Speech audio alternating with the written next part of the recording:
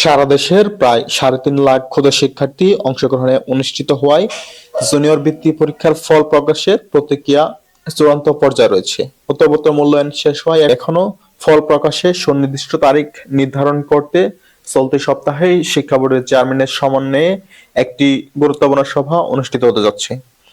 চলতি বছরের অংশগ্রহণ করা শিক্ষার্থী হচ্ছে প্রায় 3.5 লক্ষ। এবারের সারা দেশে মোট 611টি কেন্দ্রে পরীক্ষাটি অনুষ্ঠিত হয়। পরীক্ষাটি শুরু হয় 28 ডিসেম্বর 2025 এবং স্থগিত পরীক্ষা বিজ্ঞান এবং বাংলাদেশ ও বিশ্ব পরিচয় বিষয়ে স্থগিত পরীক্ষা 5 জানুয়ারি 2026 অনুষ্ঠিত হয়েছে। চলতি বছরের ফল প্রকাশের বর্তমান অবস্থা। শিক্ষা বোর্ডের সূত্রে জানা গেছে, জুনিয়র বৃত্তিপ্রাপ্ত শিক্ষার্থীদের তালিকা প্রকাশের নির্দিষ্ট কোনো তারিখ এখনো নির্ধারণ না হওয়ায় সভা শেষে আনুষ্ঠানিকভাবে তা জানিয়ে দেওয়া হবে। ঢাকা, বরিশাল, কুমিল্লা সহ সকল শিক্ষা বোর্ডের উত্তরপত্র যাচাই বাছাইয়ের কাজ ইতিমধ্যে সম্পন্ন হয়েছে।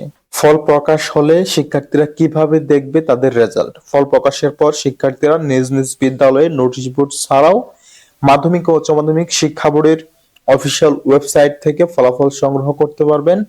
কোনো কোনো বোর্ডে রোল নাম্বার দিয়েও অনলাইনে ফল দেখার সুবিধাও থাকবে। আপনারা যারা আমাদের মাধ্যমে ফল দেখাতে চান তাহলে আমাদের চ্যানেলটি সাবস্ক্রাইব করে রাখুন। আমরা একটা লাইভের মাধ্যমে সকলকে তাদের রেজাল্ট বলে দেব।